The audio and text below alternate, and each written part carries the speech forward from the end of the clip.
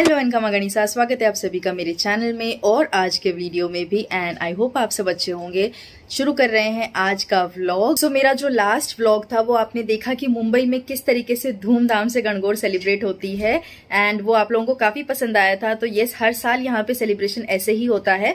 तो मैंने सोचा कि अगर मैंने गणगौर का वीडियो शेयर किया है तो मैं अब गणगौर के उद्यापन के बारे में भी आपको बताती हूँ, कैसे होता है, कैसे हमने किया, वो सारी चीजें आप इस वीडियो में देखेंगे। तो गणगौर का उजूना कह लीजिए, गणगौर का उद्यापन कह लीजिए, ये करना होता है। सो इसमें क्या होता है, और हाँ एक और चीज होती है कि सबसे पहले आपको गणगौर का ही उद्यापन करना होता है, उसके बाद आप कोई और कर सकते हैं।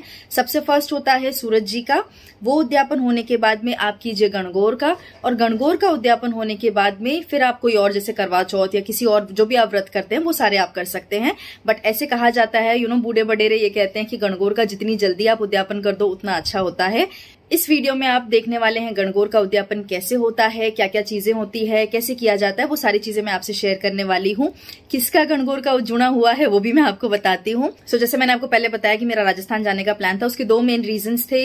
भव्या का बर्थडे था फर्स्ट, और मेरे जो जीजा हैं, जो मेरे ननद बाईसा हैं, बड़े दीदी, तो उन्होंने गणगौर का उद्यापन किया था आपकी बार में। तो इसलिए हमारा प्लान था वहां जाने का एंड ऑल, काफी चीजें थी, बट फिर वो टिकट्स कैंसिल करने पड़े थे तबियत खराब होने की वजह से। सो मैंने सोचा कि चलो कोई नहीं, मैं जा नहीं पाई, बट मैं आप लोगों से वीडियो जरूर शेयर करूंगी कि किस तरीके से वो उद्यापन हुआ था, क्या क्या चीजें थी, सारा मैं इस वीडियो में आपको बताती हूँ। मैं वहां नहीं थी कवर करने के लिए, जो भी मुझे थोड़े बहुत वीडियोज मिले हैं मैं उससे आपसे ये डिटेल शेयर कर रही हूँ। तो इसमें क्या होता है, बेसिकली 16 जनों का होता है। ये 16 जनियों के कपड़े जाते हैं, 16 जनियों के सुहाग की चीजें जाती है। और वैसे देखा जाए तो गणगौर जो त्योहार है अपने आप में वो सुहाग भाग से जुड़ा हुआ है। तो इसमें जो उद्यापन में जो चीजें जाती हैं, उजूड़े में जो चीजें जाती है वो यही होती हैं, सारी सुहाग भाग की चीजें दी जाती है, कपड़े दिए जाते हैं ना। मम्मी मुझे बता रहे थे कि पुराने जमाने में क्या होता था कि राजपूतों में दी जाती थी 16 कांचलियां और सारी सुहाग भाग की छोटी मोटी चीजें, जैसे रोड़ी, काजल, टीकी, सिंदूर, मेहंदी, पाटले, ये सारी चीजें। और अगर हम राजस्थान में बाकी सब जगह देखें तो ब्लाउज पीस दिए जाते थे 16, इस तरीके से होता था। अब जैसे जैसे टाइम चेंज हो रहा है तो ब्लाउज पीस की जगह साड़ियां हो गई हैं और कांचलियों की जगह हो गए हैं बेस। तो हमने जो किए थे वो थे 16 बेस। उसके अलावा क्या क्या सामान दिया था, क्या क्या चीजें दी थी, वो मैं इस वीडियो में बताऊंगी।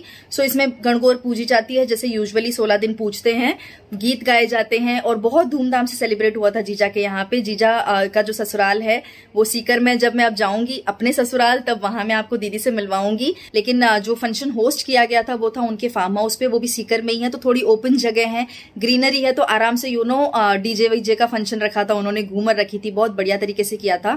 उसके बाद में सभी का खाना वगैरह था। तो ये सारी चीजें आप इस वीडियो में देखेंगे, मैं सारी क्लिप्स इंक्लूड कर रही हूँ और आपको बताती भी जाऊंगी। सो इस वीडियो में आप लोगों को एक आइडिया लग जाएगा कि किस तरीके से धूमधाम से गणगौर का उद्यापन किया जाता है राजस्थान में।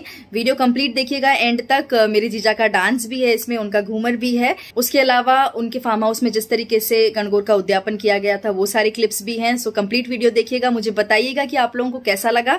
बाकी जब मैं अपने ससुराल जाऊंगी तो मैं डेफिनेटली अपने ननद बाईसा से आप सभी को मिलवाऊंगी। She is very very sweet. So चलिए शुरू करते हैं ये वाला वीडियो।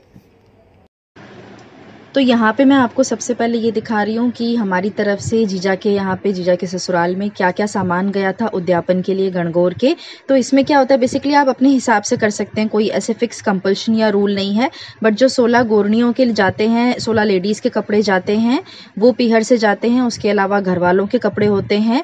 बाकी आप अपनी इच्छा से कीजिए। जो घर के जेंट्स होते हैं, जैसे हमने क्या किया वो मैं आपको दिखा रही हूँ। तो बेसिकली गोल्ड एंड सिल्वर के ऑर्नामेंट्स हैं। उसके अलावा जीजा के कपड़े और जीजा के जितने भी फैमिली मेंबर्स हैं घर के, लेडीज हो चाहे जेंट्स हो, उनके सबके कपड़े किए थे। साथ में सभी की जुआरी है और घर के जो बच्चे हैं छोटे उनके कपड़े थे। और उसके अलावा आप जो 16 लेडीज होती हैं उनके बेस करने होते हैं ना। ये हर जगह का अपना अपना होता है, कहीं पे बेस देते हैं, कहीं साड़ी दे सकते हैं। जैसे पुराने जमाने में मम्मी बताते हैं कि सिर्फ कांचड़ियाँ भी दी जाती थी।